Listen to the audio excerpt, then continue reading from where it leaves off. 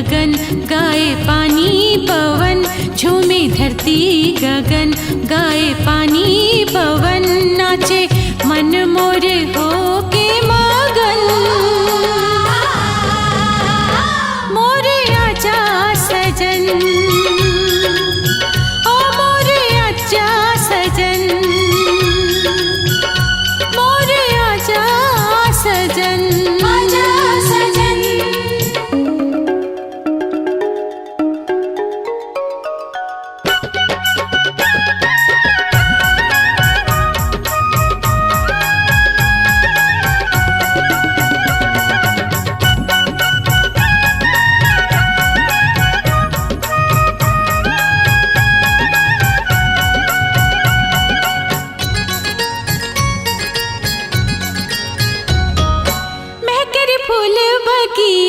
गूंजरे अमरैया, पीरित के गीत सुनावत बैठे पात के पात चिरैया।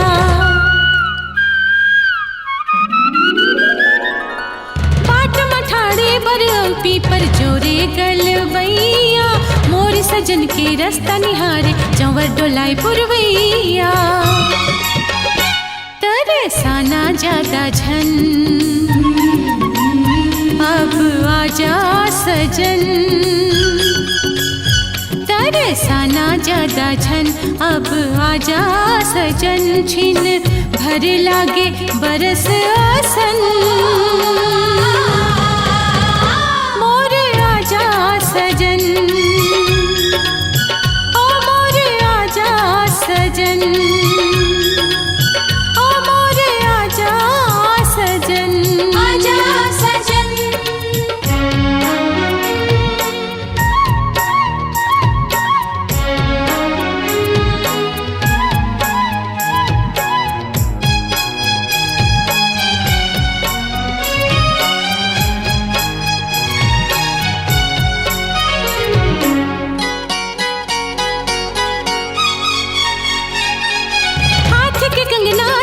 खन के पाँव के पैरी बोले, पिया मिलन के सुन के संदेशा भेद जिया के खोले। मर मर जावा लाज के मारे, धक धक जीव मोर डोले, मोर तन मन में सुरता सजन के मीठ माया रस घोले। इतराए जोबन बिजराए अंग अंग, इतराए जोबन बिजराए अंग अंग, जर जाए सैया मोर तन मन। मोर आजा सजन,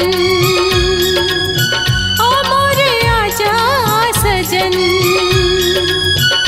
झूमे धरती गगन गाए पानी पवन, झूमे धरती गगन गाए पानी पवन, नाचे मन मोर